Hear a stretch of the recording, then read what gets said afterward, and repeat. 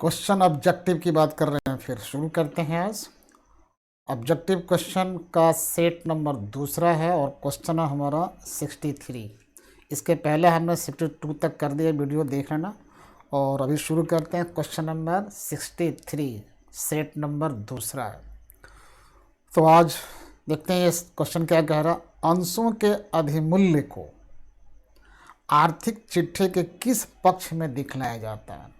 जो हमारा balance sheet बनता है उसके किस साइड में प्रीमियम को शो करते हैं? तो प्रीमियम बैलेंस शीट के हमारे लायबिलिटी साइड में शो किया जाता है।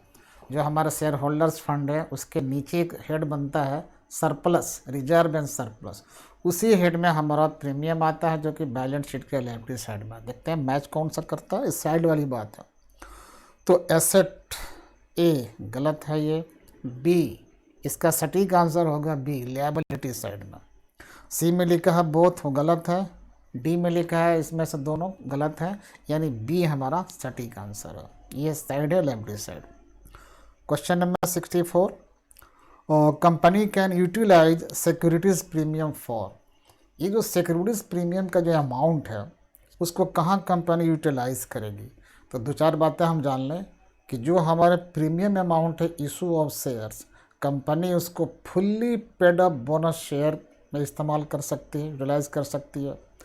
प्रिलिमिनरी एक्सपेंसेस को राइट ऑफ में कर सकती है। जो हमारा discount on issue of shares है, discount on issue of debentures है, इसको राइट ऑफ करने में इसका प्रयोग कर सकती है। कंपनी अगर बाई बैक शेयर करती है उसमें अपना इस को यूटिलाइज कर सकती है। तो ये हमने बता दिया कि हमारा जो सिक्योरिटीज प्रीमियम है कहाँ कहाँ इस्तेमाल होगा। अब देखते हैं इसमें कौन सा मैच करता है। तो पहला इसका है writing up loss incurred on revaluation present. बिल्कुल मैंने नहीं बोला, ये होगा ही नहीं। इशूइंग फुल्ली पेड बोनस, ये एक मैच करा 99%। इसके बाद देखते हैं पेइंग डिविडेंड, बिल्कुल डिविडेंड चुकाने में इस्तेमाल नहीं करते हैं। राइटिंग ऑफ ट्रेडिंग लॉस, बिल्कुल नहीं इस्तेमाल करते इसमें। तो एक इसका ऑप्शन मिल रहा जो बी है, सटीक आंसर इसका बी। इसको हम लोग यूटिलाइज करते हैं fully paid up bonus share में। नेक्स्ट क्वेश्चन है 65, शेयर कैन बी फॉरफिटेड। हम सब जानते हैं कंपनी जो है शेयर को जब्त कर सकती है। कब जब्त करेगी, क्यों जब्त करेगी? तो due to non payment of any call. Company application के बाद कॉल करती है, अलॉटमेंट अमाउंट मांगती है, फर्स्ट कॉल मांगती है, सेकंड कॉल मांग सकती है, फाइनल कॉल मांगती है। अगर किसी शेयर होल्डर ने इन कॉल्स के अमाउंट को पे नहीं किया, फेल कर गया, तो कंपनी उनके शेयर को जब्त कर सकती है। The company can forfeit the share due to non payment of any call. देखते हैं मैच कौन सा करता है। For failure of attend meeting, नहीं, मीटिंग अटेंड ना करो उससे थोड़ा शेयर जब्त होगा। For non payment of call money, yes, एक तो ये मिलता है, कॉल मनी का पेमेंट ना हो तो जब्त कर सकती है। और failure to repay the loan, ये भी गलत है। For fish share of pledge, ये भी गलत है। तो इसका जो मैच करता है बी मैच कर रहा। For non payment of call money company share को जब्त कर सकती है।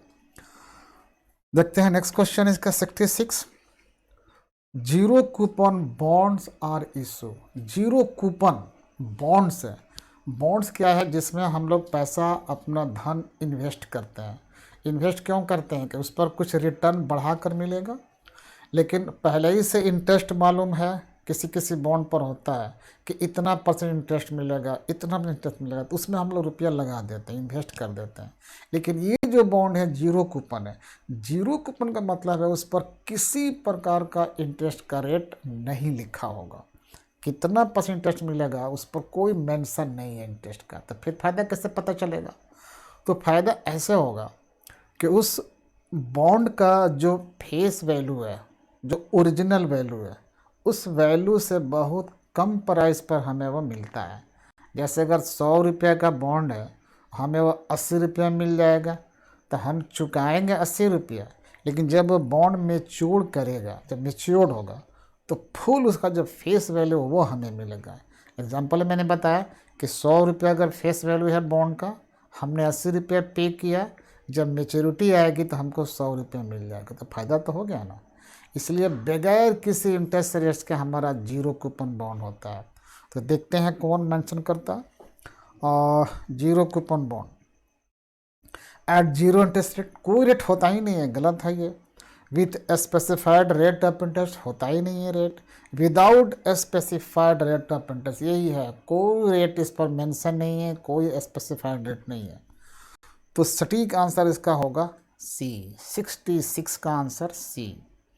नेक्स्ट क्वेश्चन फिर देखते हैं, और क्वेश्चन नंबर 67 पढ़ते हैं। इसमें क्या है, डिवेंचर होल्डर रिसीव्स, जो हमारे डिवेंचर होल्डर है असल में ये लोन दाता है, कंपनी को कर्जा दिया है। तो जब कोई कर्जा देता है तो क्या रिटर्न खोजता है, इंटरेस्ट। तो ये डिवेंचर होल्डर भी कर्ज दाता है तो इंटरेस्ट चाहिए, यही रिसीव करते हैं। तो देखिए कौन सा मैच करता है, डिविडेंड तो इनको मिलता नहीं है, वो तो शेयर होल्डर को मिलता है। इंटरेस्ट ये मैच कर रहा है इनके, तो डिवेंचर होल्डर को इंटरेस्ट मिलता है। बाकी बोथ ये भी गलत है, बोनस ये भी गलत है। तो सटीक आंसर 67 का बी। चलिए नेक्स्ट देखते हैं question number 68। Loss on issue of debentures is generally written off in, loss on issue of debentures is, जब हम लोग डिवेंचर इशू करते हैं तो हो सकता है इशू करने पर कुछ लॉस हो जाए और डिस्काउंट के रूप में हो जाए, जिस रूप में हो, लेकिन on the issue of debenture जो लॉस होगा उसको, उस लॉस को सामान्य तौर पर हम कितने समय में राइट अप करते हैं, समाप्त करते हैं। सीधे जान लीजिए फॉर्मूला उसका यह है, प्रोविजन कंपनी में कि जितने वर्षों का या जितने टाइम पीरियड का वो डिवेंचर होगा, तो 5 साल का डिवेंचर है, 10 साल का है, 12 साल वाला है, 15 साल का है, तो जितने उसका लाइफ टर्म होगा डिवेंचर का, उसके लाइफ टर्म में उसके लॉस को हम लोग राइट अप करते हैं। कोई फिक्स पीरियड नहीं है, और जितने साल का होगा उतने साल में उसको हम लोग राइट अप करेंगे। तो देखते हैं कौन सा मैच करता है। इसमें लिखते हैं 5 वर्ष जी नहीं, 10 वर्ष जी नहीं, 15 वर्ष जी नहीं। ऋण पत्रों के जीवन काल के अंदर जितने उसका जीवन काल है, with in the life of debenture, okay ये सही मिलता है। तो 68 का जो आंसर है वो डी सटीक का आंसर है। नेक्स्ट देखते हैं फिर, कंपनी एफ लिमिटेड ने 4 लाख मूल्य की मशीन खरीदी है। कंपनी एसेट खरीद रही है, 4 लाख उसका वैल्यू है, और पेमेंट के रूप में क्या दे रही है, 100 रुपया वाले 10% डिवेंचर 20% कटौती पर निर्गमित द्वारा किया गया। ऋण पत्र खाता को क्रेडिट किया जाए, जो डिवेंचर अकाउंट है उसको हम लोग क्रेडिट करेंगे। तो अमाउंट पूछ रहा है कितना से क्रेडिट करें। हम सब जानते हैं कि डिवेंचर को जब क्रेडिट करते हैं तो उसका ओरिजिनल वैल्यू, तो जब ऐसे कोई कंपनी एसेट खरीदती है और बदले में हम उसको डिवेंचर देते हैं तो कितना डिवेंचर देंगे ये जरूरी है निकालना। तो number of debentures can be found with the help of the following formula. तो अगर हम थोड़ा सा हिंट करें आपको कैसे निकालोगे आप, तो आप देखो साइड में हम दिखा रहे हैं कैसे होगा ये। कितना डिवेंचर देना ये निकालना। The number of debentures is equal to number of debenture is equal to amount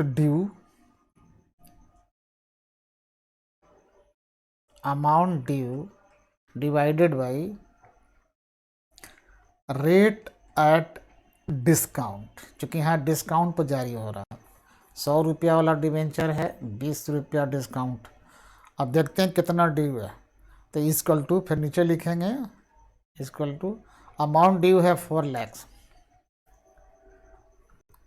ये देना है, मशीन के वैल्यू है, और इसमें डिवाइड करेंगे 100 रुपया वाला डिवेंचर है तो 20% डिस्काउंट पर जारी कर रही है कंपनी, तो घटा दीजिए। तो अब डिस्काउंट के साथ रेट बन जाएगा 80। तो जैसे 80 से आप डिवाइड करोगे तो कितना आएगा, 8 25 40, ये आएगा 5000 कट करके,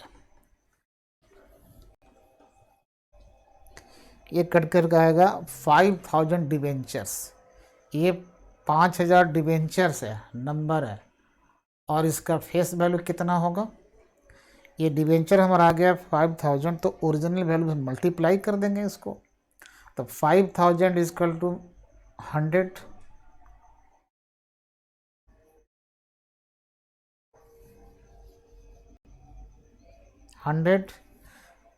ये आ जाएगी इक्वल टू हो जाएगा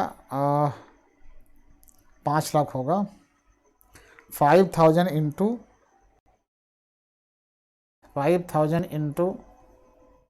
100, 5,000 डिवेंचर है, 100 रुपया रेट है, मल्टीप्लाई करेंगे तो 5 लाख। इतने अमाउंट से हम लोग डिवेंचर अकाउंट को क्रेडिट करेंगे। यही ओरिजिनल या उसका फेस वैल्यू हो रहा है। अब देखते हैं कहाँ मैच कर रहा है। यही पूछ रहा है कितने अमाउंट से डिवेंचर अकाउंट को क्रेडिट करेंगे, तो अमाउंट तो निकाल लिया और ये मैच कर रहा है आपको बी। आंसर इसका बी अल्टरनेटिव है, इसे मैच कर रहा है 5 लाख। थोड़ा सा मैथ है, थोड़ा बहुत तो करना पड़ेगा मैथमेटिक्स, उतना नहीं आएगा तो फिर ये सटीक मिलना बड़ा मुश्किल है। चलिए नेक्स्ट बढ़ते हैं और क्वेश्चन नंबर 70 देखते हैं इसमें क्या हो रहा है। Debentures are usually dash a company's asset.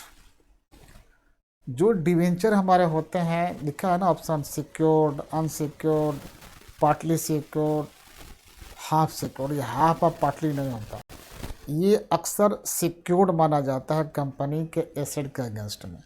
तो 70 का आंसर हो जाएगा ए। 70 का आंसर हो जाएगा ए।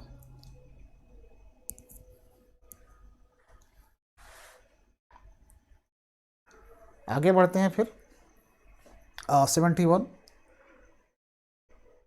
Change in profit sharing ratio of existing partners resulted. जो हमारे विद्यमान पार्टनर्स हैं, अगर उनके शेयरिंग में चेंज कुछ लाया जाए, चेंज कर दिया जाए, लेकिन फर्म चलती रहेगी, बिजनेस चलता रहेगा, बंद नहीं होगा। तो जब किसी प्रकार के आपसी रिलेशन में चेंज होता है, पार्टनरशिप जो रिलेशनशिप है उनका, उसमें कोई चेंज होता है लेकिन बिजनेस चलता रहता है, तो इस पोजीशन को हम लोग कहते हैं रिकंस्टिट्यूशन ऑफ फर्म। इसका नाम है, डिसोल्यूशन ऑफ फर्म नहीं है, रिकंस्टिट्यूशन ऑफ फर्म कहलाता है। जैसे रेशियो का चेंज हो जाना, नए पार्टनर का एडमिशन ले लेना, पुराने पार्टनर के डेथ या रिटायरमेंट हो जाना, जब इस तरह के पोजीशन आते हैं तो चेंज थोड़ा बहुत रिलेशन में हो जाता है, लेकिन फर्म बंद नहीं होती, बिजनेस चलता रहता है। तो इस सिचुएशन का नाम है रिकंस्टिट्यूशन ऑफ पार्टनरशिप फर्म, यानी साझेदारी का पुनर्गठन हम लोग कहते हैं। तो देखते हैं कौन सा मैच कर रहा है। तो इसका पहला जो लिखा है रीवैल्यूएशन ऑफ फर्म, जी नहीं, ये भी नहीं होगा। रिकंस्ट्रक्शन ऑफ फर्म, ये बी सटीक लग रहा, और पढ़ लेते हैं आगे। डिसोल्यूशन ऑफ फर्म बिल्कुल नहीं होगा, डिसोल्यूशन में बिजनेस बंद हो जाता है, इनमें से कोई नहीं, ये भी गलत है। तो बी सटीक आंसर है 71 का, reconstruction of firm. Next question देखते हैं, गेनिंग रेशियो। पार्टनर्स गेन भी करते हैं, सेक्रीफाइस भी करते हैं। तो अगर कोई गेन किया, उसका फार्मूला पूछ रहा है, जो ऑप्शन दिखाई पड़ा मुझे वो फार्मूला कह रहा। तो अगर फार्मूला आपको याद है तो आप लिख पाओगे, फार्मूला याद नहीं है तो बड़ा फिर बड़ा मुश्किल है। तो फार्मूला देख लो, new ratio minus old ratio. बिना फार्मूला याद के नहीं हो पाएगा वो, ठीक है। तो ध्यान देखिए,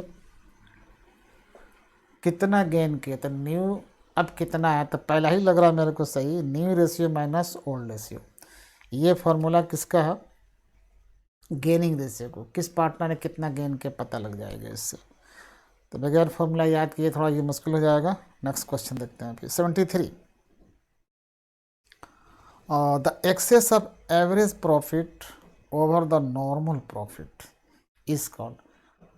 हम लोग जब चैप्टर पढ़ाते थे या पढ़ते थे वैल्यूएशन ऑफ गुडविल, तो उसमें कई मेथड्स यूज़ करते थे वैल्यूएशन ऑफ गुडविल का। उसमें एक मेथड ये भी था, सुपर प्रॉफिट मेथड। उससे पहले हम लोग एवरेज प्रॉफिट मेथड पढ़े थे। तो सुपर प्रॉफिट मेथड का जब यूज़ करते हैं तो उसमें एक नॉर्मल प्रॉफिट निकालते हैं हम लोग, यानी एक्सपेक्टेड प्रॉफिट, और एक एक्चुअल निकालते हैं जिसको हम लोग एवरेज प्रॉफिट भी कहते हैं। तो एवरेज प्रॉफिट से जितना कम नॉर्मल प्रॉफिट होगा, आप यूँ कहें कि जितना एक्चुअल प्रॉफिट अधिक होगा नॉर्मल प्रॉफिट से, तो उसको हम लोग सुपर प्रॉफिट कह देते हैं। ये आपको याद रखना पड़ेगा। तो सुपर प्रॉफिट का डिफिनीशन ही है कि super profit is the excess of actual profit या average profit over normal profit. तो देखते हैं कौन सा इसमें सूट करता है। Excess of average profit over the normal profit is called super profit, ऐसे ही दिखाई पड़ रहा है। ए इसका आंसर होगा। 74 देखते हैं। द आइडियल लिक्विडिटी यानी क्विक रेशियो इज, ये आइडियल कितना होगा तो कहलाएगा। तो ये क्विक रेशियो है या लिक्विडिटी रेशियो है या एसिड टेस्ट रेशियो है, ये आइडियल तब माना जाएगा जब 1:1 होगा। ये भी आपको रटने वाली बात है। तो देखते हैं कौन सा आइडियल है 1:1 में। ये पहला आएगा, बी इसका सही आंसर लग रहा है। ये आपको रटना पड़ेगा आइडियल 1:1, ये इसका आंसर है ए। तो the ideal liquidity quick ratio है 1:1, यानी आंसर इसका ए आ रहा सटीक। 75 लिखते हैं question. In which ratio the amount of cash brought in for goodwill by the new partner is share by the existing partners. जो एग्जिस्टिंग पार्टनर है किस रेशियो में गुडविल के अमाउंट को शेयर कर लेते हैं। नए शेयरदार द्वारा ख्याति के लिए लाई गई नगद राशि विद्यमान शेयरदारों द्वारा किस अनुपात में बांटे। तो नए पार्टनर आता है, कैपिटल भी लाता है, गुडविल का अमाउंट भी लाता है। तो जो पुराने शेयरदार हैं, ओल्ड जो पार्टनर हैं पहले वाले, उसको बांटते हैं। तो सवाल ये है कि किस रेशियो में बांटते हैं। बिल्कुल ओल्ड पार्टनर ने सेक्रीफाइस किया होगा, तो जो जितना सेक्रीफाइस करेगा उसी रेशियो में बांटेगा। तो देखते हैं सेक्रीफाइसिंग रेशियो है कि नहीं इसमें। और प्रॉफिट सिंग रेशियो बिल्कुल नहीं है, कैपिटल रेशियो बिल्कुल नहीं है, सेक्रीफाइसिंग रेशियो है। नए पार्टनर के आने पर जो ओल्ड पार्टनर जितना सेक्रीफाइस करता है उसी रेशियो में बांटता है। इस तरह इसका आंसर हो जाएगा C. Next question 76। The excess of the credit side over the debit side of revolution account is. हम लोग रिवोल्यूशन अकाउंट बनाते हैं, तो रिवोल्यूशन अकाउंट बनाते हैं उसका CR साइड DR साइड। अगर CR साइड ज़्यादा है तो प्रॉफिट होगा और DR साइड एक्सेस होगा तो लॉस होगा। तो ये प्रॉफिट और लॉस की बात देखते हैं। तो इसमें कौन सा दिखाई पड़ा। एक तो दिखाई पड़ा ए वाला प्रॉफिट, लॉस तो होना नहीं है, प्राप्ति ये भी नहीं है, ये भी नहीं है। तो इसका 76 का आंसर सटीक जो बैठ रहा वो ए बैठ रहा। नेक्स्ट क्वेश्चन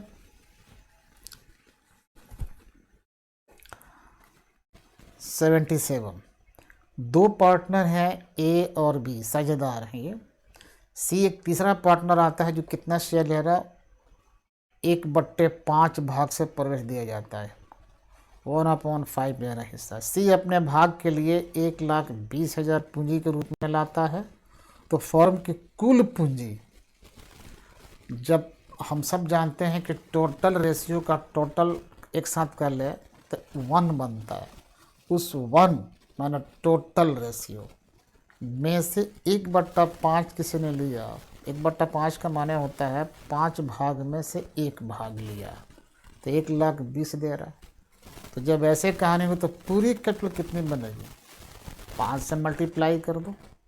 अगर 1/6 लेता तो 6 से मल्टीप्लाई करते, 1/4 लेता तो 4 से मल्टीप्लाई कर देते, तो पूरी पूंजी निकल जाएगी। अब पूरी पूंजी ही तो पूछ रहा है।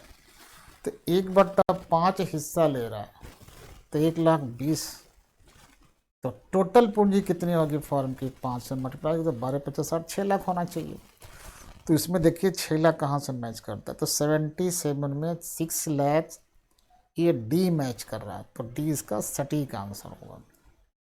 थोड़ा सा मैथमेटिकल तो आप मानना पड़ेगा आपकी चीज़ को ये। नेक्स्ट क्वेश्चन देखते हैं 78। The accumulated profits and reserves are transferred to. Accumulated जो संचित लाभ है या संचय मैंने जमा, पहले से लाभ को जमा करके रखा है या रिजर्व रखा हुआ है, तो कहाँ ट्रांसफ़र करेंगे। बिल्कुल वो पहले से जो पड़ा है वो पार्टनर्स लोगों का अपना है, और जो उनका अपना है उनके कैपिटल अकाउंट में ट्रांसफ़र कर दिया जाता है। तो देखो ट्रांसफ़र करने की बात कह रहा, रियलाइजेशन अकाउंट बिल्कुल वहाँ नहीं जाएगा। साझेदारों के पूंजी खाता में पार्टनर्स कैपिटल अकाउंट, ये सटीक बैठ रहा आंसर। तो 78 का जो आंसर बैठेगा वो है आपका बी।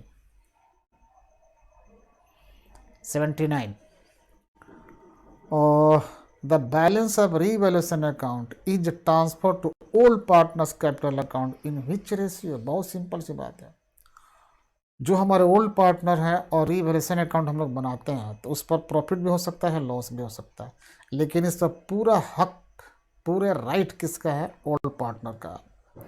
तो ओल्ड पार्टनर लेंगे, अपने ओल्ड रेशियो में लेंगे। पूछता है किस रेशियो में लेंगे, तो ओल्ड पार्टनर्स ओल्ड रेशियो। तो देखिए कहाँ बैठता है, पुराने लाभजन अनुपात, ओल्ड प्रॉफिट शेयरिंग रेशियो। तो 79 का जो सटीक आंसर बैठता है वो ए बैठता है। 79 का ए आंसर। नेक्स्ट क्वेश्चन देखते हैं 80। और यहाँ भी थोड़ा सा मैथमेटिक्स है, एक ट्रिक बताते हैं इस तरह के मैथ को हम लोग कैसे सॉल्व करेंगे, फटाफट समझ में आएगा। 3 पार्टनर दिखाई पड़ रहा है। एक पार्टनर का नाम है अमन, राज, शंतनु। ये 3 पार्टनर, तीनों का रेशियो दिया हुआ है 3:2:1। राज रिटायर्स, देखना राज किस में है, ये 3 जो नाम है राज सेंटर में है, बीच में है। अमन, राज, शंतनु बीच में है और वो रिटायर कर गया। The new profit sharing ratio of Aman and Shantanu, जो बच गया उनका क्या रेशियो। देखो न्यू भी नहीं दिया है, सेक्रीफाइस या गेन भी नहीं दे रखा है, कुछ भी नहीं दिया है।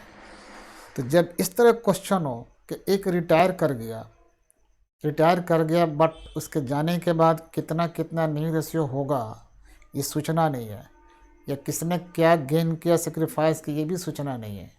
तो बड़ी सिंपल सी बात है, बीच से उसका नाम भी हटा दो, उसको रेशियो भी हटा दो। तो बीच से नाम हट गया राज का, उनका रेशियो 2 था, वो भी हटा दो, और जो बच गया वही बचे हुए लोगों का रेशियो बन जाएगा। तो 2 को हटाते हैं तो बचेगा क्या, 3 और 1 बचेगा। तो जो लोग बच गए हैं अमन और शंतनु, उनका रेशियो 3:1 होगा, कहीं मैच कर रहा होगा। तो ये आंसर है 20 का सटीक। तो थोड़ा ट्रिक अपनाने पड़ेंगे इसमें। देखते हैं next question 81। Capital fund is calculated. हम सब जानते हैं कि एनपीओ के केस में कैपिटल फंड हम लोग कैलकुलेट करते हैं, तो उसके 2 फॉर्मूला हम 2 तरह से कह सकते हैं। कैसे कैलकुलेट करेंगे? Total opening assets, total opening assets minus total opening liabilities is equal to capital fund. एक तो तरीका ये है, कुछ लोग इसको ऐसे बोल जाते हैं, total assets minus total liabilities. अभी 2 बातें मैंने बताई, दोनों कैपिटल फंड निकालने का फॉर्मूला। देखते हैं मैच का कौन सा करता है। तो कैपिटल फंड निकालने का इनकम माइनस, ये बिल्कुल नहीं, एसेट्स माइनस लायबिलिटी, ये कुछ हद तक मैच कर रहा है। बाकी जो ऑप्शन है इसमें से कोई मैच नहीं कर रहा। तो चलिए इनके ऑप्शन के हिसाब से जो आंसर होना चाहिए वो है 81 का बी सटीक आंसर होगा। और देखते हैं फिर next question 82। Receipt and payments account usually indicates.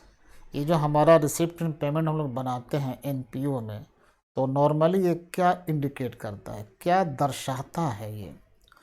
तो इसके हिसाब से जब भी आप बनाओगे, ये तो रियल अकाउंट है, कैश आता है, बैंक बैलेंस भी आता है, फिर निकल जाता है। तो लास्ट में जो बैलेंस बचता है तो नॉर्मली, पक्का नहीं है, हमेशा नहीं है, तो नॉर्मली वो कैश का बैलेंस बचता है।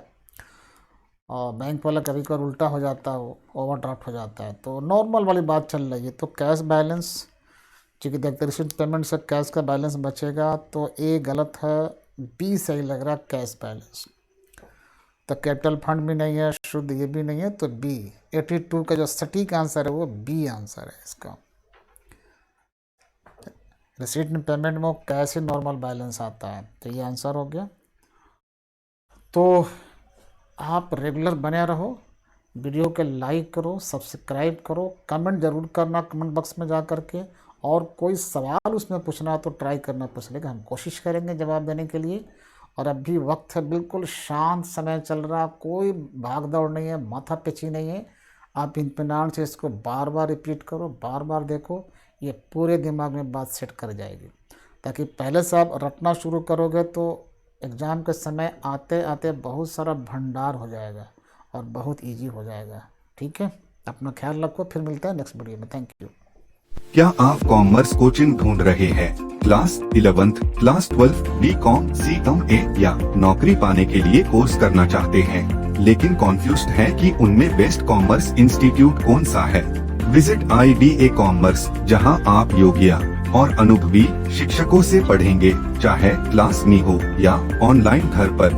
हम हर स्टूडेंट को सारे कॉन्सेप्ट्स पूरी तरह से समझाते हुए पढ़ाते हैं। हमारी सेवाएं क्लास 11th, क्लास 12th के अलावा BCom honours, CMA, DCA, ADCA, tally की तैयारी कराई जाती है। साथ ही अकाउंट्स मैनेजर और स्टोर कीपर की भी ट्रेनिंग कराई जाती है। आज ही जुड़िए हमारे साथ।